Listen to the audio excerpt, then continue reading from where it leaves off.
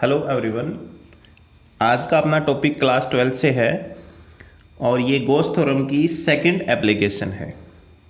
इसमें हम एक infinite positive charge thin sheet लेंगे और उसकी वजह से हमने इलेक्ट्रिक फील्ड इंटेंसिटी फाइंड करनी है।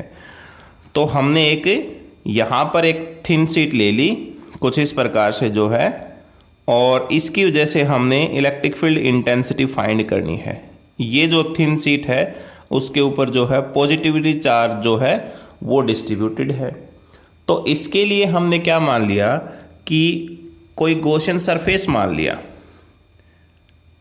इस प्रकार से जो है, ये हमने गॉसियन सरफेस मान लिया।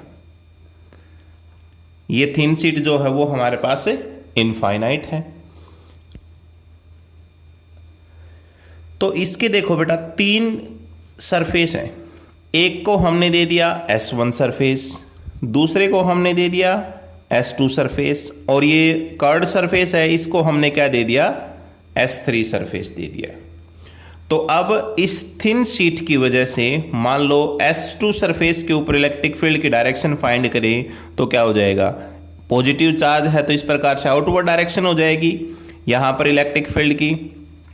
ऐसे ही यदि S1 पर देखें तो वो भी क्या हो जाएगी, इस प्रकार से आउटवर्ड डायरेक्शन हो जाएगी। तो और एरिया वेक्टर देखें तो वो क्या हो जाएगा, वर्टिकली आउटवर्ड हो जाएगा आपका।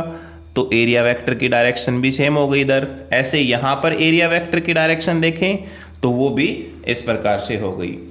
तो हमने जो ये थिन चार्ज शीट ली है इसकी जो सरफेस चार्ज डेंसिटी है वो हमने क्या मान ली, सिग्मा हमने मान ली। क्या है, surface charge density. Surface charge density हमने क्या मानी है, सिग्मा हमने मानी है। तो अब इलेक्ट्रिक फ्लक्स निकालें इन तीनों सरफेस का तो वो किसके इक्वल हो जाएगा, यानी E डॉट ds जो है वो हमारे पास किसके बराबर होगा, वो Q बाई एप्सिलॉन नॉट के बराबर होगा। और टोटल E डॉट ds किसके बराबर हो जाएगा, वो हमारे पास इन सारे सरफेस के E डॉट ds के बराबर हो जाएगा। अब ये कर्ड सरफेस का अगर हमने निकालना है तो इसमें एक स्मॉल जो है वो एरिया हम ले लेंगे, इसकी ऊपर हम इलेक्ट्रिक फ्लक्स निकालेंगे। तो यहाँ पर अगर हमने इलेक्ट्रिक फ्लक्स निकालना है तो एरिया किधर हो जाएगा, एरिया वेक्टर वो वर्टिकली आउटवर्ड हो जाएगा यहाँ पर, और इलेक्ट्रिक फील्ड की डायरेक्शन ये, यानी एंगल कितना हो गया यहाँ पर 90 डिग्री।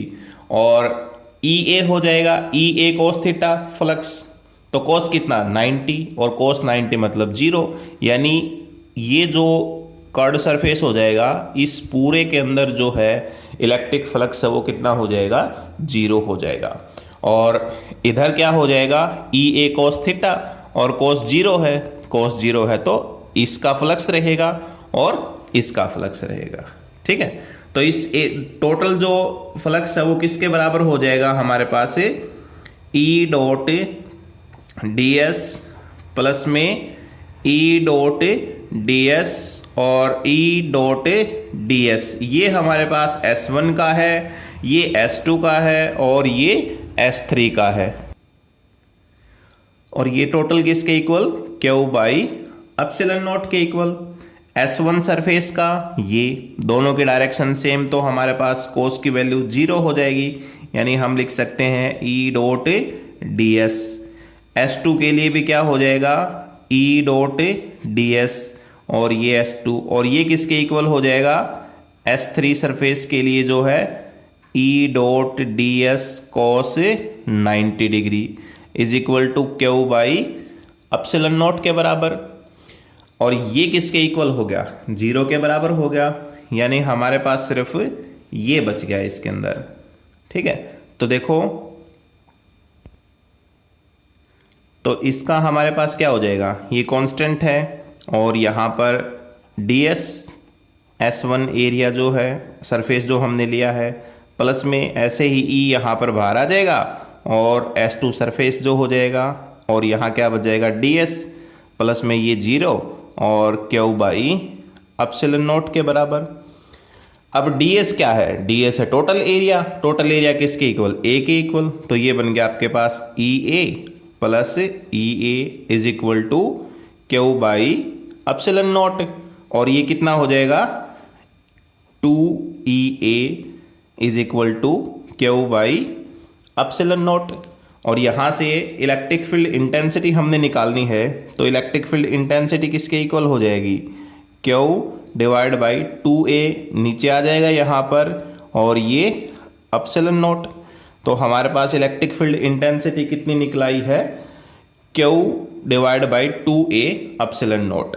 हमने माना था कि हमारे पास सिग्मा जो है वो क्या है, सरफेस चार्ज डेंसिटी है, तो सिग्मा किसके इक्वल हो गया, क्यू बाई ए के बराबर हो गया। तो यहां पर जो क्यू बाई ए है इसकी जगह हम क्या लिख सकते हैं, सिग्मा लिख सकते हैं। पुट इन फर्स्ट, इसको इक्वेशन फर्स्ट दे दें, तो इलेक्ट्रिक फील्ड किसके बराबर हो गया, sigma divide by 2 epsilon nought.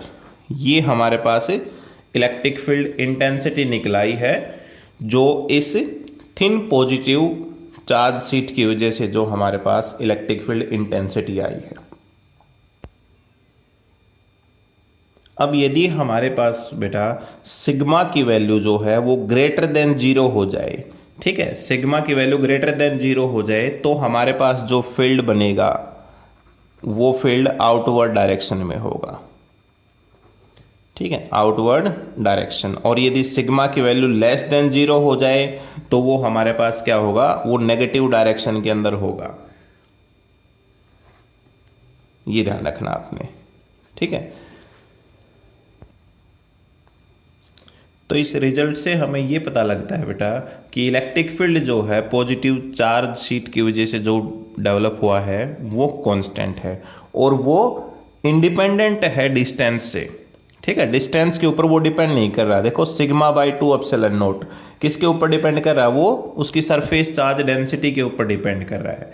और अगर हम मान के चलें कि हमारे पास जैसे ये कंडक्टिंग हमने स्लैब जो है कंडक्टिंग शीट ली थी हमने, तो इसके ऊपर चार्ज जो है वो दोनों साइड डिस्ट्रीब्यूटेड है, ठीक है। अगर हम जैसे इस प्रकार मान लीजिए हमारे पास स्केल है, तो चार्ज इसके इधर भी डिस्ट्रीब्यूटेड है और इस साइड भी डिस्ट्रीब्यूटेड है, तो जो इलेक्ट्रिक फील्ड होगा वो दोनों साइड होगा, वो यहां पर भी होगा और यहां पर भी होगा। तो टोटल जो इलेक्ट्रिक फील्ड अगर देखें हम, तो देखो किसके बराबर होगा, ये बताया आपको कि electric field due to positive charge sheet is constant, और वो इंडिपेंडेंट होगा डिस्टेंस के। तो इनके बीच में जो ग्राफ देखें इलेक्ट्रिक फील्ड और डिस्टेंस के बीच में, तो वो कैसा होगा, वो इस प्रकार का ग्राफ होगा। और कंडक्टिंग शीट है, बताया आपको मैंने अभी कि दोनों साइड जो है चार्ज डिस्ट्रीब्यूटेड है, तो इलेक्ट्रिक फील्ड कितना होगा, उतना ही दुगना हो जाएगा। यानी हमारे पास आ गया E की value sigma by 2 epsilon nought, तो क्या कर देंगे, डबल कर देंगे, कैंसिल आउट हो जाएगा 2 से 2, क्या बच गया आपके पास है सिग्मा बाई एप्सिलॉन नॉट। तो ये इलेक्ट्रिक फील्ड हो जाएगा जो हमारे पास थिन पॉजिटिव चार्ज शीट है उसकी वजह से। ओके, नेक्स्ट इसकी एप्लीकेशन है बेटा गॉस थ्योरम की, electric field due to positive charge spherical shell या फिर कोई होलो स्फीयर हो, तो उसकी वजह से हमने इलेक्ट्रिक फील्ड इंटेंसिटी फाइंड करनी है।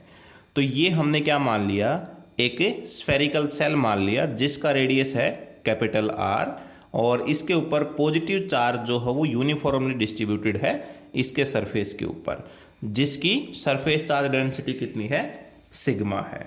तो हमारे पास सिग्मा किसके बराबर हो जाएगी, Q by 4 pi R square. ये हमारे पास सरफेस चार्ज डेंसिटी हो जाएगी, और इसके ऊपर चार्ज देखें टोटल तो किसके इक्वल हो गया, सिग्मा 4 पाई R स्क्वायर हो जाएगा। ये टोटल चार्ज हो गया जो इस होलोस्फीयर के ऊपर डिस्ट्रीब्यूटेड है। तो अब हमने एक गॉसियन सरफेस मान लिया बेटा, एक स्फेरिकल गॉसियन सरफेस मान लिया, वो इस प्रकार से, ये एक स्फेरिकल गॉसियन सरफेस है जिसका रेडियस है वो क्या है, स्मॉल r है। यहां पर ध्यान रखें बेटा, स्मॉल r जो है वो ग्रेटर देन है, यहां पर कैपिटल R है। तो इसके ऊपर हमने एक छोटा सा जो है वो एरिया हमने ले लिया इसमें। तो यहां पर इलेक्ट्रिक फील्ड देखें किधर हो जाएगा, आउटवर्ड डायरेक्शन में इलेक्ट्रिक फील्ड इस प्रकार से। तो हमने क्या किया है, एक गॉसियन सरफेस लिया है। Choose spherical Gaussian surface, Gaussian surface of radius कितना हमने माना, स्मॉल आर। यहां पर बता भी देते हैं कि स्मॉल आर है वो ग्रेटर देन है कैपिटल आर से, outside the spherical shell, outside the spherical shell. ये बात तो आपको बतानी है, आउटसाइड जो हमने लिया है, क्योंकि आगे टॉपिक आएगा उसमें इनसाइड भी आएगा एक। और अब इसके ऊपर चार्ज कितना है वो हमने निकाल दिया यहां पर, 4 पाई आर स्क्वायर सिग्मा। अब आपके पास गॉस थ्योरम जो अप्लाई करें हम यहां पर, तो total E dot D S किसके बराबर आ जाएगा आपका, क्यू बाई एप्सिलॉन नॉट के बराबर हो जाएगा, क्योंकि यहां पर एरिया वेक्टर की डायरेक्शन भी सेम है और इलेक्ट्रिक फील्ड की डायरेक्शन भी सेम है। तो कोस कितना हो जाएगा, 0 डिग्री, तो ई डॉट एस बच जाएगा आपके पास। यहां से ई बार ले लेंगे, क्या बच जाएगा, d s is equal to Q by epsilon nought. और डी एस कितना है, डी एस है टोटल इसका एरिया, तो किसके इक्वल हो जाएगा, 4 पाई आर स्क्वायर। अब ये आर होगा बेटा स्मॉल जो हमने लिया है वो, और किसके इक्वल है, क्यू बाई एप्सिलॉन नॉट के इक्वल हो गया।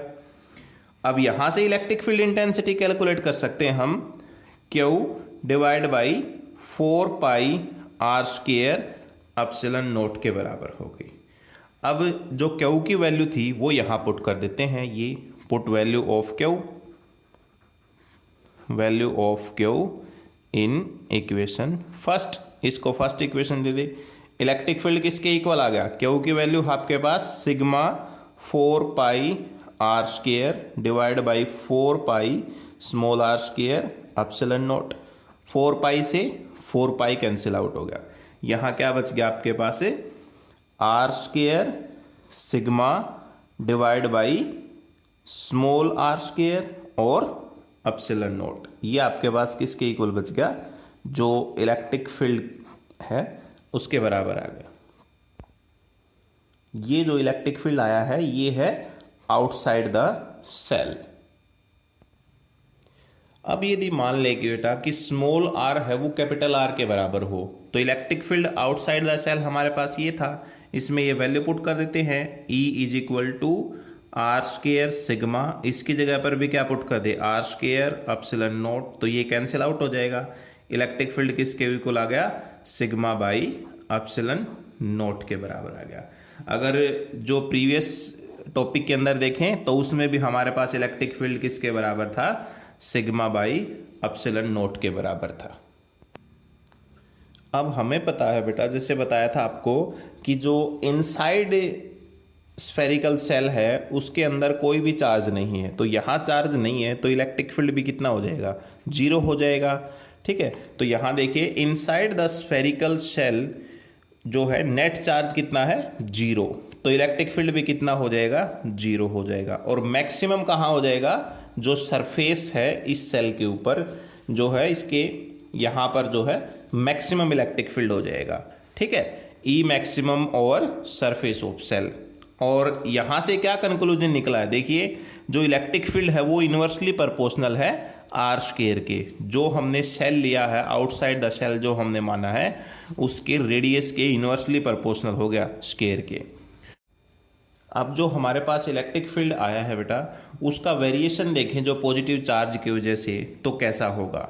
तो इनके बीच में ग्राफ है डिस्टेंस और इलेक्ट्रिक फील्ड के बीच में। देखिए इनसाइड द स्फेरिकल सेल है वो क्या शो कर रहा है, इलेक्ट्रिक फील्ड 0 है, और सरफेस के ऊपर इलेक्ट्रिक फील्ड कितना शो कर रहा है, सिग्मा बाई एप्सिलॉन नॉट है। और आउटसाइड कितना हो गया, इनवर्सली प्रोपोर्शनल हो गया आर स्क्वायर के इलेक्ट्रिक फील्ड।